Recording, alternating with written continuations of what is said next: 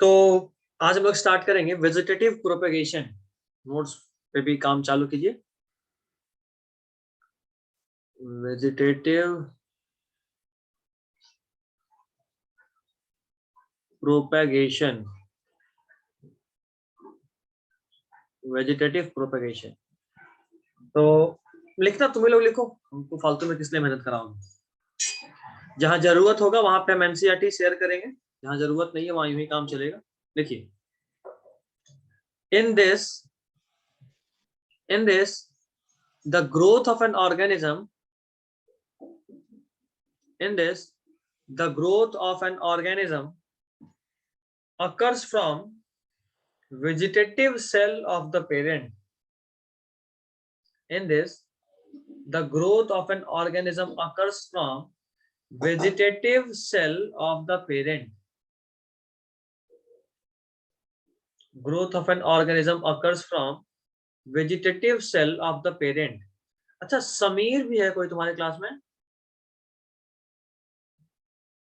Yes sir. Yes sir. अच्छा, new कोई student. नहीं, वो भी न्यू है, ठीक है। आया था उसका लिंक और खुद ही वो डिस्कनेक्ट भी कर लिया, कोई नहीं।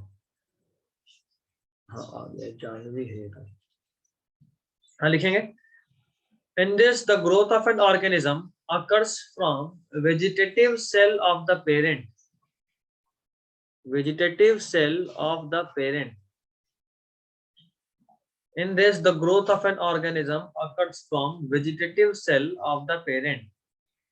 हो गया? Yes sir.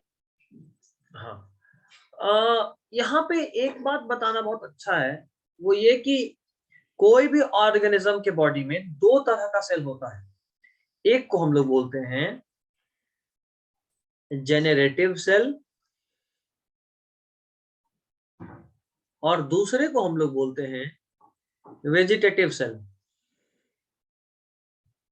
एक होगा जनरेटिव सेल और दूसरा होगा वेजिटेटिव सेल। सुनना ध्यान से, आपके बॉडी का हर वो पार्ट, आपके बॉडी का हर वो पार्ट जहां पे गैमेट फॉर्मेशन हो रहा हो, गैमेट यानी अगर आप मेल हैं तो स्पर्म बनेगा, अगर आप फीमेल हैं तो एग बनेगा। तो आपके बॉडी का हर वो पार्ट जहां पे गैमेट बनेगा, यानी मेल में in case of male testis, while in case of female ovary, तो जहां पे गैमेट बनेगा वहां पे जो सेल होता है उसको हम लोग बोलते हैं जेनरेटिव सेल। उसके अलावा पूरे बॉडी में जो भी सेल्स होते हैं उनको हम लोग बोलते हैं vegetative cells. There are two types of cells in human body. First is generative cell and the second one is vegetative cell.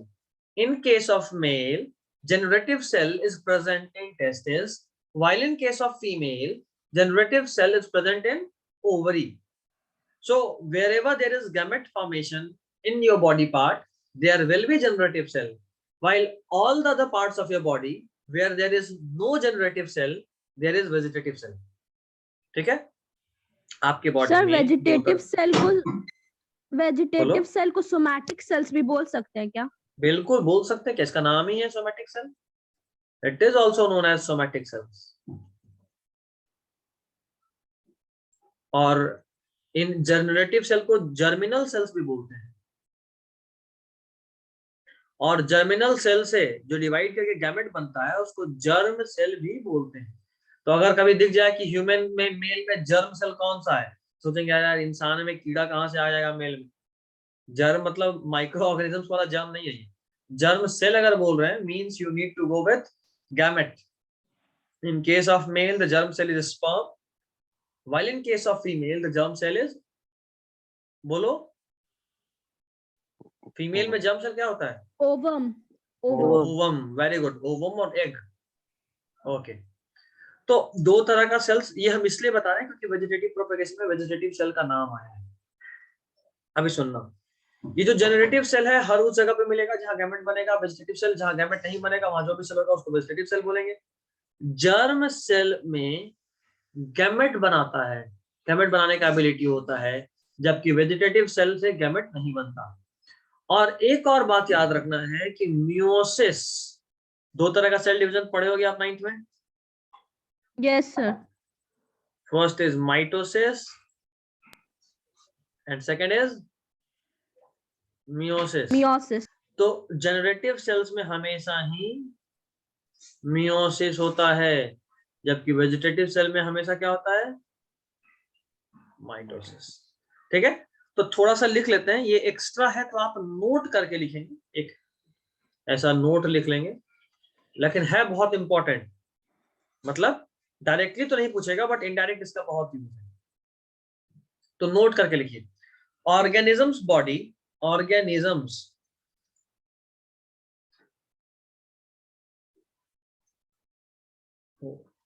body, organisms body is made up of two different type of cell.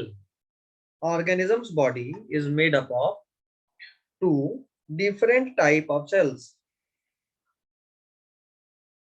Organisms body is made up of two different types of cells. First is generative cell, while the second is somatic cell. First is generative cell, while the second is somatic cell. Somatic cell या आप उसको vegetative cell भी बोल सकते हो, bracket में ये दूसरा नाम भी लिख ही लेना, जनरेटिव सेल्स और दूसरा इज वेजिटेटिव या सोमैटिक सेल। हो गया? Yes sir. चलिए अब अगला एक सब हेडिंग बनाइए, लिखिए जेनरेटिव सेल, थोड़ा सा डिटेल में भी जानेंगे। Generative cell,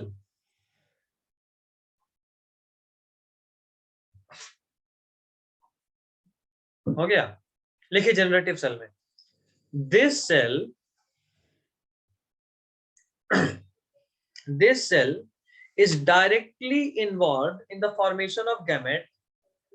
This cell is directly involved in the formation of gametes. This cell is directly involved in the formation of gametes.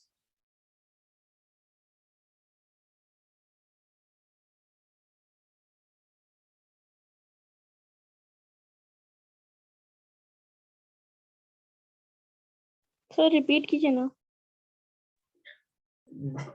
This cell is directly involved in the formation of gametes. This cell is directly involved in the formation of gametes in the body of organism. This cell is directly involved in the formation of gametes in the body of organisms. हो गया? लिखिए अगला point, generative cell में ही लिख रहे हैं। If the organism is haploid, if the organism is haploid,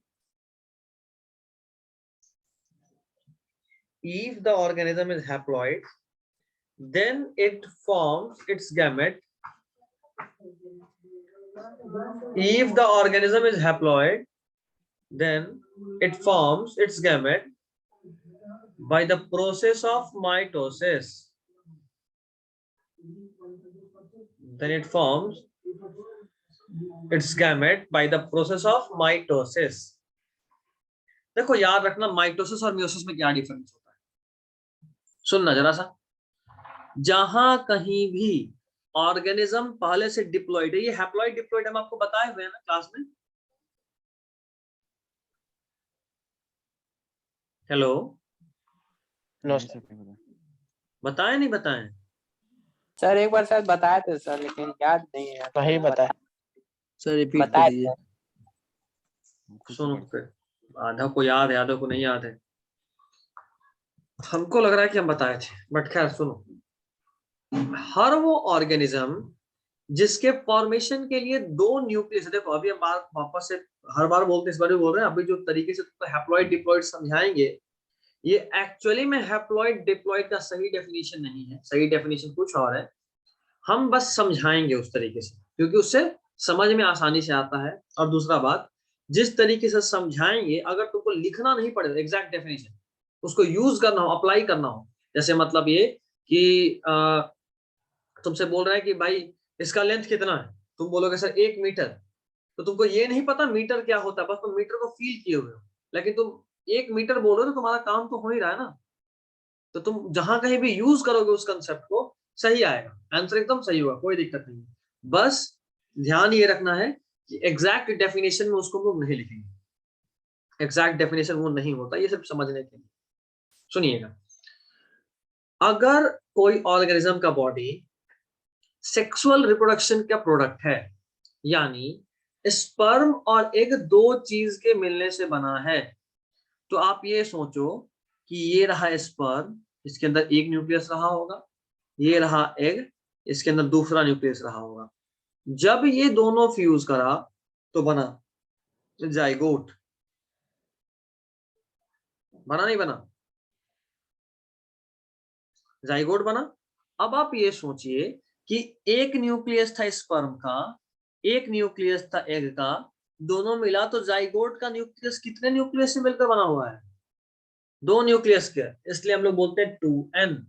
जबकि अगर ये स्पर्म या ये एग, दोनों में से कोई भी एक बिना दूसरे वाले पार्ट से फ्यूज हुए हुए सीधा सीधा ऑर्गेनिज्म में डेवलप करता, तो जाहिर सी बात है एक न्यूक्लियस पहले था, एक न्यूक्लियस बाद में भी रहता। तो इस तरह को बोलते हैं हैप्लॉइड। और जिस ऑर्गेनिज्म का बॉडी 2 न्यूक्लियस से मिलकर बना होता है उसको लोग बोलते हैं डिप्लॉइड। 2 न्यूक्लियस इसलिए 2n, एक न्यूक्लियस इसलिए सिर्फ n बोलेंगे, हैप्लॉइड यानी n। ये है समझने के लिए। एक्चुअल डेफिनेशन है कि जिस ऑर्गेनिज्म, क्या नहीं समझ में आया? नहीं, हैप्लॉइड में क्रोमोसोम का कुछ होता है ना? हाँ तो हम बोल तो क्या एक्चुअल बता रहे, वही बता रहे। पहले ही कहे थे कि सिर्फ समझने के लिए। अब सुनो, वैसा ऑर्गेनिज्म जिसमें हर क्रोमोसोम का सिर्फ एक कॉपी हो उसको बोलते हैं हैप्लॉइड। और वैसा ऑर्गेनिज्म जिसके बॉडी में, जिसके सेल में हर क्रोमोसोम का 2-2 कॉपी हो उसको हम लोग बोलते हैं डिप्लॉइड। ये एक्चुअल डेफिनेशन है। बट देखो, जैसा कि हम आपसे पहले भी बोले थे कि आप मेरे कंसेप्ट को यूज करोगे तो हर चीज सही आएगा। अब सोचो, जैसे मान लो हम लोग स्पर्म और एग के फ्यूजन से बने हैं। हम ह्यूमन बॉडी में, ह्यूमन सेल्स में कितना क्रोमोसोम होता है? 46। Very good, 46 chromosome. याद रखना है, ये हर स्पीसीज के लिए अलग अलग होता है। ह्यूमन में कितना होता है? 46। इसी को हम लोग बोलते हैं एक और तरीके से 23 पेयर। पेयर। अब देखो, इन 23 पेयर में इसको हम लोग ऐसे लिखते हैं कि पहला 22 जो पेयर है इसको हम लोग बोलते हैं ऑटोजोम। क्या बोलते हैं? ऑटोजोम। ऑटोजोम। और आखिरी का एक पेयर जो है इसको हम लोग बोलते हैं, क्या बोलते हैं अनुषा? सेक्स क्रोमोसोम और ऑलोजोम। वेरी गुड, सेक्स क्रोमोसोम याद रखेंगे, ऑलोजोम्स नहीं मिलेगा कहीं भी काम। Sex chromosome. इस सेक्स क्रोमोसोम में यही जो देखो, ये जो 22 पेयर ऑफ क्रोमोसोम है जो ऑटोजोम है, ये मेल और फीमेल दोनों में सेम यानी कॉमन होता है। जबकि ये 1 pair of sex chromosome is different in case of male and in female. In male, this last pair is X and Y, while in female, this last pair is X and X. अभी बताओ कोई दिक्कत? मेरे body में हम अपना बात करें तो मेरे बॉडी में 46 क्रोमोसोम है। 46 क्रोमोसोम यानी 23 पेयर। ये 23 पेयर में से पहला 22 पेयर जो होगा, फर्स्ट 22 पेयर जो भी होंगे वो मेरा ऑटोजोम है। यानी मेरे सेक्स को छोड़कर बाकी हर चीज को डिफाइन मेरे बॉडी में जो कुछ भी है, eyes, head, year, hand, legs, जो कुछ भी, सब कुछ को बनाने का काम किसका है? उस ऑटोजोम का है। और जो आखिरी का 1 पेयर है जिसको सेक्स क्रोमोसोम करते हैं, क्योंकि हम एक मेल हैं, मेरे बॉडी में वो एक्स और वाई होगा। ये मेरे जेंडर को डिफाइन कर रहा है। बाकी का 22 पेयर्स मेरे बाकी बॉडी को डिफाइन कर रहा है। क्योंकि ह्यूमन में मेल और फीमेल का अगर हम लोग बात करें तो सारा कुछ सिमिलर होता है, सिर्फ सेक्स क्रोमोसोम्स में ही डिफरेंट होता है। और सेक्स क्रोमोसोम में डिफरेंस की वजह से सिर्फ सेक्स ऑर्गन और सेकेंडरी सेक्सुअल कैरेक्टर्स में डिफरेंस आता है, बाकी सब कुछ सेम होता है मेल और फीमेल। ठीक है, कोई दिक्कत यहां तक बताओ? No sir. कोई दिक्कत नहीं। ठीक है, फिर अभी सुनना। अब देखो, अगर हम कह रहे हैं कि 23 पेयर, या इसका मतलब क्या, हम एक एग्जांपल में सेल ले रहे हैं, हम कह रहे हैं इस सेल का जो क्रोमोसोम है ना वो क्रोमोसोम नंबर 10 है, और पेयर में बात करें तो क्रोमोसोम 5 पेयर है। क्योंकि 22 क्रोमोसोम बनाना पॉसिबल नहीं, इसलिए 5 ही मान के चल रहा है। ये एक सैंपल मान लिया, या मान लिया बस, ये कोई एक सेल है जिसमें सीखना है। 5 पेयर मतलब इसमें जो पहला क्रोमोसोम होगा, हम हर का कलर चेंज कर रहे हैं, देखना। ये है पहला क्रोमोसोम, येलो दिख रहा है सबको? यस। हम सारे का कलर चेंज करेंगे। ये है दूसरा क्रोमोसोम, ये है तीसरा क्रोमोसोम, ये है चौथा क्रोमोसोम, और ये है ग्रीन लूं, कौन सा कलर लूं, चलो यही लेता हूं। ये है 5वां क्रोमोसोम, दिख रहा पिंक है। Yes sir. अब जरा ध्यान देना, जो हम समझाना चाह रहे हैं वो समझना। देखो, क्रोमोसोम नंबर 1 ये है, क्रोमोसोम नंबर 2 ये है, 3 ये है, 4 ये है, और 5 ये है। 5 थोड़ा ठीक कर दो, ये है 5। 1 2 3 4 और 5। आपको समझना है कि देखो, क्रोमोसोम नंबर 1 2 है, देख रहे हो? क्रोमोसोम नंबर 2 भी 2 है, क्रोमोसोम नंबर 3 भी 2 है, मतलब हर क्रोमोसोम 2-2 सेट है। क्रोमोसोम नंबर 1 भी 2, क्रोमोसोम नंबर 2 भी 2, क्रोमोसोम नंबर 3 भी 2, क्रोमोसोम नंबर 4 भी 2, क्रोमोसोम नंबर 5 भी 2। समझ रहे हो बात? तो अगर हम नंबर के केस में बात करें तो कितना हो गया?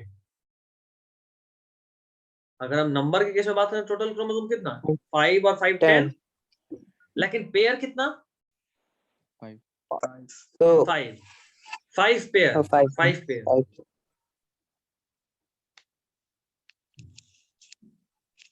एक सेकंड रुकना।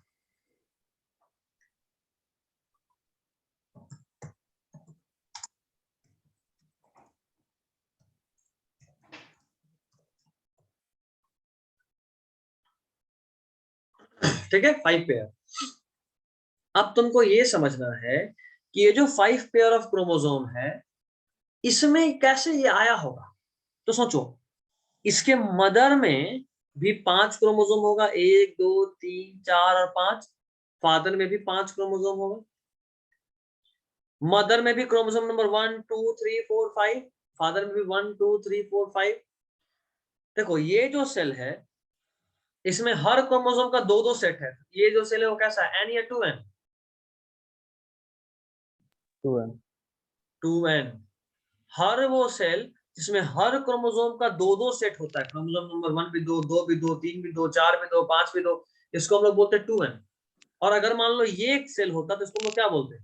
हर क्रोमोसोम का एक एक सेट, इसको हम लोग बोलते हैं n, यानी हैप्लॉइड। अब सुनना, जैसे मान लो हम लोग का बॉडी 2n है, समझ रहे हो? ये तो पता ही होगा, फादर से और मदर से दोनों साइड से n आया, हम लोग 2n।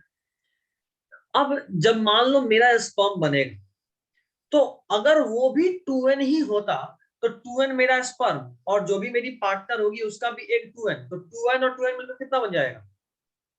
4n 4n। 4n। मतलब कि जो ऑफस्प्रिंग जन्म लेगा, उस ऑफस्प्रिंग में हमारा डीएनए के मुकाबले just double the amount of DNA होगा। और डबल डीएनए बताया था आपको स्टार्टिंग में ही, डीएनए में आपके बॉडी के हर चीज का कोडिंग है।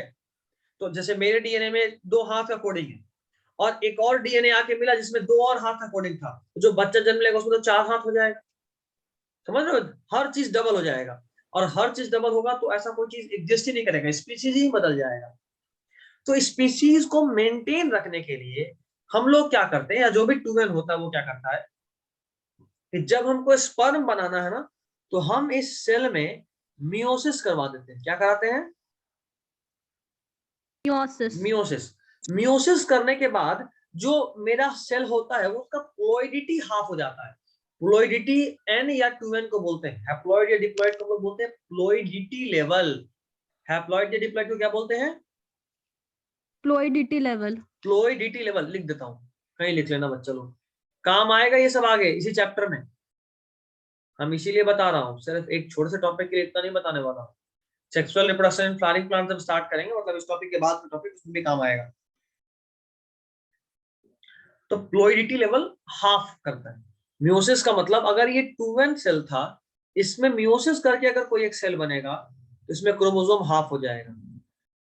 देखो हो गया, यहाँ पे 10 था, यहाँ पे कितना हो गया 5। बट ख्याल रहे ये 10 में से 5 आएगा मतलब ये नहीं कि 1 2 3 4 5 यही पांचों आ गया बस, ऐसा भी नहीं होता। तब तो ये आधा बच ही जाएगा। 3 4 3 तो गया भी, 4 5 तो गया ही नहीं, तो आधा कोडिंग तो जाएगा ही नहीं। तो हाफ ऐसे होता, याद रखना ऐसे, ताकि हर क्रोमोसोम का कुछ कुछ एक एक पार्ट चला जाए, समझे। तो अब ये जो सेल बना इसमें सारा कोडिंग है, अब ये एन है, वैसा ही एन एक और एक आएगा और दोनों फ्यूज करके वापस से क्या बन जाएगा 2n। बोलो कोई दिक्कत? No sir.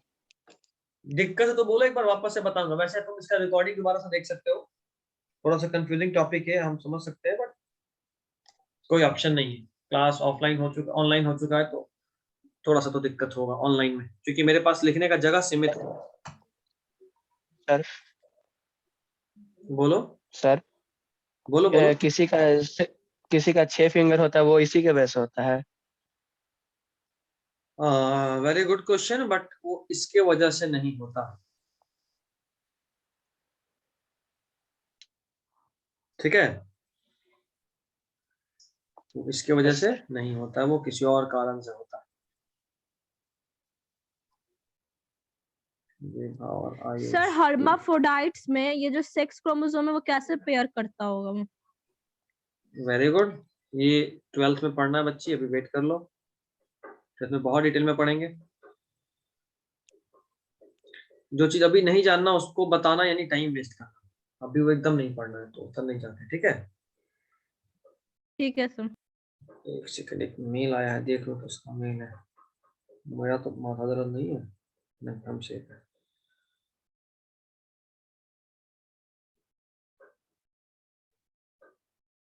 अच्छा, सबसे बड़ा दिक्कत है कि मैं मीटिंग कभी भी लगा देता हूँ, मीटिंग में परेशान रहेंगे तो क्लास कौन लेगा। चलो मेरा टेंशन नहीं है, यहाँ तक ठीक है।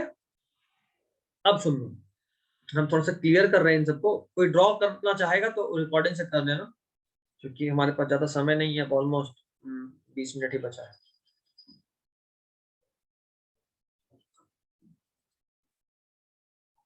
ये समझ गया ना कि डिप्लॉइड यानी हर सेल का दो दो सेट, हर क्रोमोसोम का दो दो सेट, समझ गया ना, उसको ही डिप्लॉइड बोलते हैं।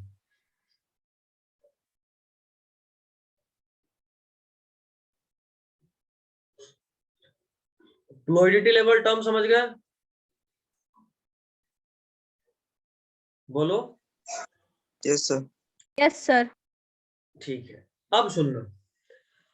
तो अभी अभी हम जो आपको बोले थे कि मेरा जो कंसेप्ट है वो हर जगह काम करता है, उसका मतलब देखो, अगर कोई ऑर्गेनिज्म में दो सेट ऑफ क्रोमोसोम है, इसका मतलब क्योंकि हर क्रोमोसोम आया था हैप्लॉइड में, आधा होने के बाद याद है ना, बताए थे कि आधा ऐसे होता है, ताकि जो सेल बना उसमें ये तीनों ही है। तो आधा सेट यहाँ से आया, आधा क्रोमोसोम, और आधा न्यूक्लियस इधर से आ गया कोई दूसरे सेल से, तो दोनों मिलकर फिर से कंप्लीट हो गया। क्योंकि एन यहां से आया, एन यहां से आया, तो ये 2n बन गया। यही हम आपको बता रहे थे। तो क्या लिखे थे लास्ट पॉइंट?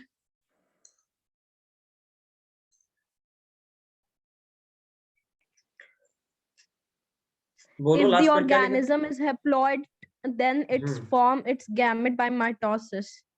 ठीक है, if the organism is haploid then it forms its gamete by the process of mitosis, then it forms its gamete by the process of mitosis। ठीक है सत्यम, 2 मिनट, अब इसको लिख लेते हैं फिर बताऊंगा।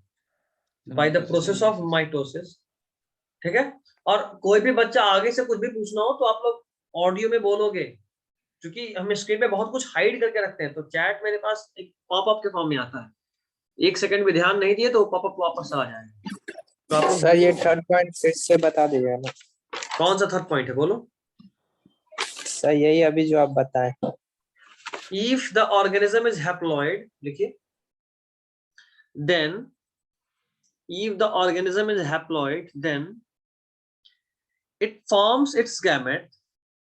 If the organism is haploid then it forms its gamete, then it forms its gamete by the process of mitosis, then it forms its gamete by the process of mitosis, while if the parent is diploid,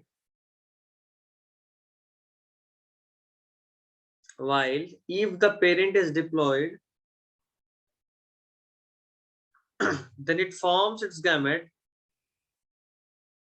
while if the parent is diploid, it forms its gamete by the process of meiosis.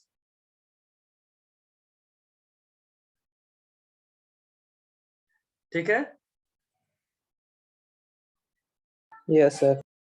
अब दो चीज हमको समझना है। सबसे पहले एक doubt आया सत्यम का, व्हाट इज फ्लूइडिटी लेवल?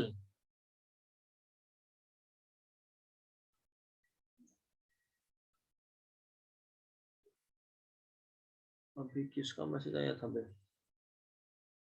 यही दिक्कत है, पॉपअप आता है पता भी नहीं चलता। नोटिफिकेशन, बैटरी सेवर, चलिए जाइए साइड होइए, टाइम नहीं।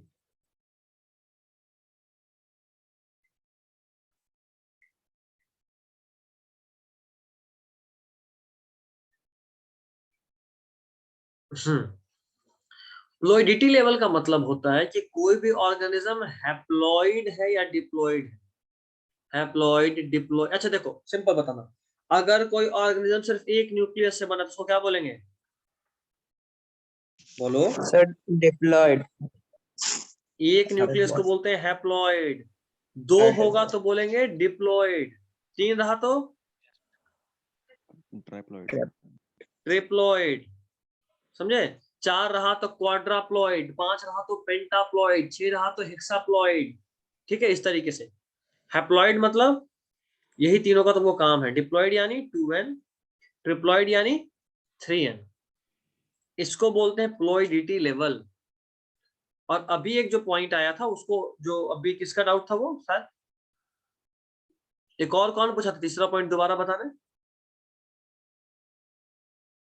वो दीपक सर। अमित है सर। हाँ दीपक, ठीक है।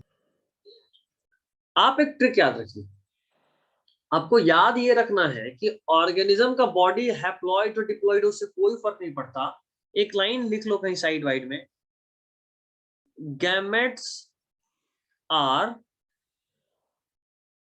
Always haploid. ये एकदम मास्टर लाइन है। ऑर्गेनिज्म का बॉडी हैप्लॉइड है कि डिप्लॉइड है you don't know, but there is a master line which is gametes are always haploid. Gametes are always haploid, एकदम कंफर्म। बॉडी हैप्लॉइड या डिप्लॉइड है कोई फर्क नहीं पड़ता। गैमेट कैसा है? बोलो बोलो बोलो। Haploid. हैप्लॉइड। तो जरा हमको बताना, ये एक ऑर्गेनिज्म है 2n का, इसका जो गैमेट बनेगा वो पक्का ही n होगा। गैमेट हमेशा ही क्या होता है? Haploid होता है। गैमेट हमेशा ही हैप्लॉइड यानी n होता है। तो तुम जरा बताओ, ये बॉडी था 2n, गैमेट बना n, फ्लूइडिटी लेवल हाफ हुआ? Yes sir. 2n से n हो गया। तो जरा बताओ कौन सा सेल डिवीजन हुआ होगा? मियोसिस। Very good. मियोसिस से ही सिर्फ जो फ्लूइडिटी लेवल होता है वो हाफ होता है। माइटोसिस से सेम रह जाता है, मियोसिस से हाफ होता है। वापस बोल रहा हूं, माइटोसिस से फ्लूइडिटी लेवल सेम रह जाता है, मियोसिस से फ्लूइडिटी लेवल हाफ हो जाता है।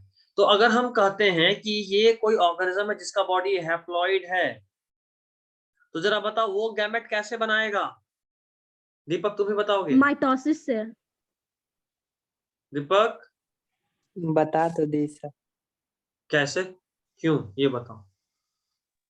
बता दी, उसके आंसर से अपना पल्ला झाड़ना चाहते हो?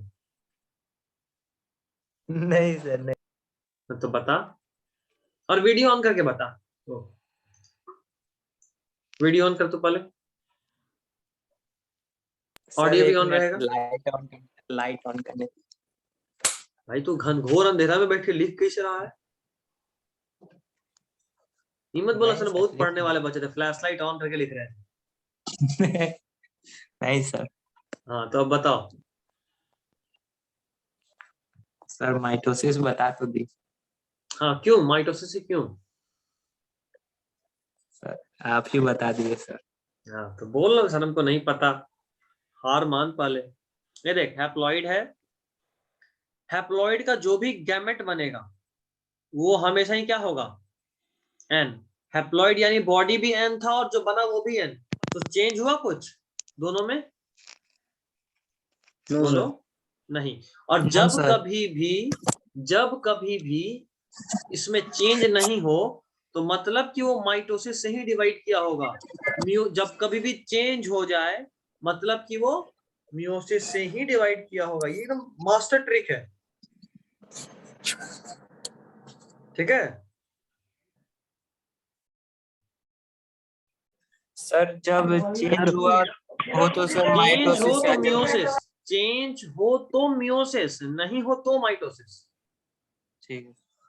ठीक है। अगर हम कह रहे हैं कि कोई 2n था, डिवाइड करके 2n ही बना, तो ये माइटोसिस से डिवाइड करा होगा। हाँ बोलो। सर कुछ एक बार बोल फिर रहा? रिपीट कर दिए तो। रिपीट क्या चीज? एक बार तो वही बताए सर आप। कौन सा वाला? ये हैप्लॉइड से माइटोसिस वाला, ये कि ये यस कौन सर, सा? 1 नंबर या अप्लाइड 2 वाला। Number? 1 number. 1 number. Yes sir. ये देखो हम ये कह रहे हैं कि, या छोड़ो तुम लोग एक पॉइंट लिख लो। अगर हिंदी में लिखना, फ्लूइडिटी लेवल में कोई चेंज, ये कोई ऐसे नहीं होगा, हम भी हिंदी भूल गए यार, कितना साल हो गया लिखे। कोई चेंज नहीं है मतलब सेल डिवीजन माइटोसिस से हुआ है।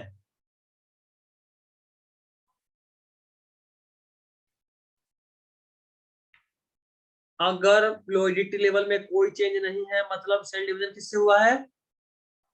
माइटोसिस से। और इसी का दूसरा पार्ट, अगर कौन है भाई, चेतन आर, रिगार्डिंग जूम अकाउंट, ये किसका मेल है भाई?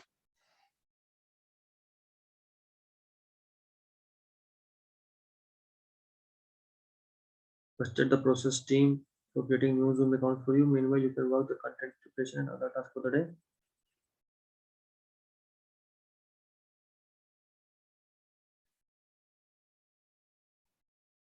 The task for the day. ठीक।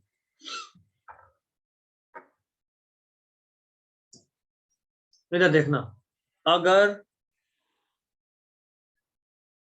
फ्लूइडिटी लेवल में चेंज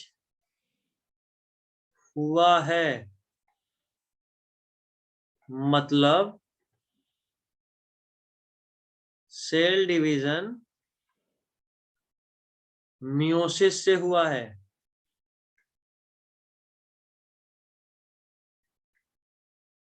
ठीक है। और तीसरा बात,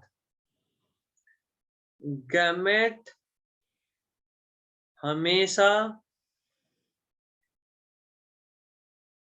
यहाँ पे 100 कौन सा होगा? ये शलगम भी होगा। गलत ही लग रहा है। कौन सा? शलगम शलगम।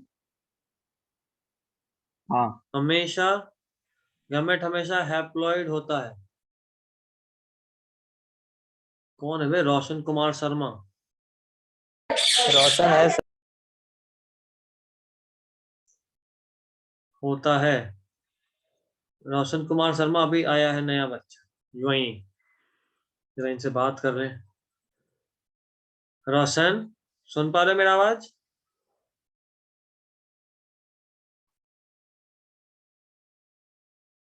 हेलो? अच्छा अभी ऑडियो कनेक्ट हो रहा है। अच्छा आप में से किसी के फोन में स्क्रॉल करके स्क्रीनशॉट लेने का ऑप्शन है? हाँ सर। Yes sir. ठीक है, जिसके भी फोन में Yes, है sir. एक पार्टिसिपेंट का स्क्रॉल करके स्क्रीनशॉट लेकर ग्रुप में भेज दो। तो ध्रुव, तुम्हारे स्क्रीन पे कुछ चल रहा है, उसको मिटाओ। Sorry, sir. हाँ, उसको मिटाओ, छोड़ो, मिटा दिए। अगली बार ध्यान देना, उस पे हाथ नहीं गुजरना चाहिए, हाथ जाएगा तो कुछ ना कुछ दिखा जाएगा। Sorry, sir. ठीक है, कोई बात नहीं। ठीक है, गैमेट हमेशा ही हैप्लॉइड होता है। ये 3 पॉइंट आपको याद रखना है, लिख लिए सब लोग ये 3 point? Yes sir. Yes, yes sir. Sir. बस अब सुनो, अब सुनो मास्टर स्ट्रोक। पहला पॉइंट, हम कह रहे हैं कि पेरेंट 2n था। जरा बताओ, गैमेट बनाने के लिए इसमें माइटोसिस होगा कि मियोसिस होगा? सबसे पहले दिमाग लगाएंगे, पेरेंट 2n था, गैमेट हमेशा ही n होता है। ये रूल नंबर 3 अभी लिखे हम लोग। अब Yes. रूल नंबर 1 देखो, ये है 2n और ये है n, दोनों में चेंज है। Yes sir. और Yes, अगर चेंज हो तो माइटोसिस होता है कि मियोसिस होता है? मियोसिस। मियोसिस, मतलब कि पक्का ये सेल मियोसिस से डिवाइड किया Meiosis. होगा। अब ठीक है कि नहीं, बोलो। ठीक है सर। ठीक है। ठीक है, अच्छा हम कह रहे हैं कि देखो ये 2n है, जो बना वो भी 2n है। जरा बताओ यहाँ पे क्या हुआ होगा? Sir Mitosis. Mitosis. Mitosis. Mitosis. Mitosis, चलो वेरी गुड, फाइनली तुम लोग समझ गए। कोई दिक्कत नहीं? No sir. हमको लगता है कि आज के लिए हम बहुत कंफ्यूज कर चुके हैं तुम लोगों को। क्या और आगे पढ़ाएं कि रोक दें? डाउट्स देख लें या लिख लो, पहले लिखो यार, लिखे नहीं है।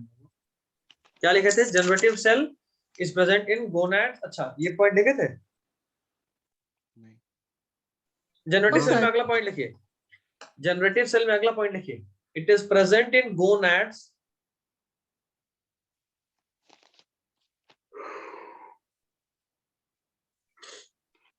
it is present in gonads of individuals. It is sir present gonads. in, हाँ gonads। कोई बताएगा गोनाड्स किसको बोलते हैं? सर रिप्रोडक्टिव पार्ट को बोलते हैं गोनाड्स। रिप्रोडक्टिव पार्ट में पेनिस, वेजाइना, ये सब भी गोनाड है। यस। जहाँ में नहीं। गैमेट का प्रोडक्शन जहाँ हो रहा है। गैमेट बनता है, यानी गोनाड्स बोले तो अगर मेल के गोनेड का बात कर रहे हैं तो बोलेंगे टेस्टिस, जहाँ पे फीमेल गोनेड का बात कर रहे हैं तो वहां बोलेंगे ओवरी। Ovary. गोनेड, यानी जहाँ पे गैमेट बनेगा। हो गया इतना? हो गया या कोई दिक्कत है, बोलो। No sir. हो गया। चलिए No, अब sir. अगला हेडिंग डालिए, vegetative cell.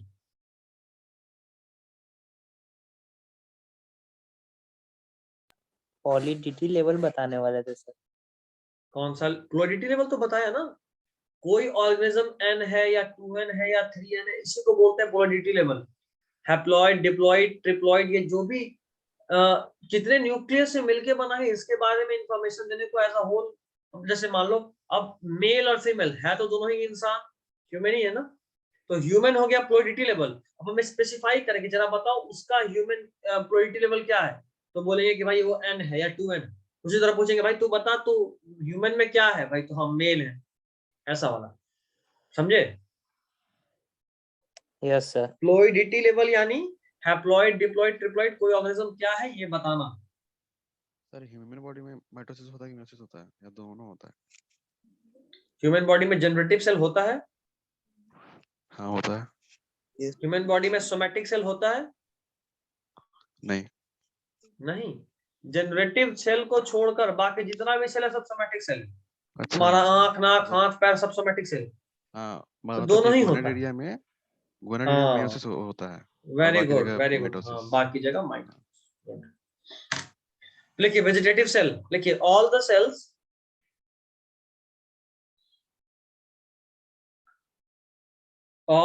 which are not generative is vegetative cell. All the cell which is not generative is vegetative cell. All the cell which is not generative is vegetative cell. हो गया?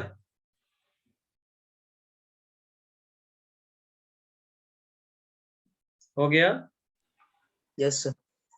चलो आज हम इतने पे ही रोक रहे हैं, क्योंकि अभी 5 मिनट अभी और है, तो हम बता सकते हैं, इसको कंप्लीट कर सकते हैं, लेकिन हम इसको जानबूझ के थोड़ा कम पे रोक रहे हैं ताकि हमको याद आए कि हमको पूछना है। आज हम बहुत सारा कंसेप्ट सिखाए हैं, अगले क्लास में हम ये पूछेंगे तो सारा कुछ पढ़ाया हुआ बेकार है। ठीक है, तो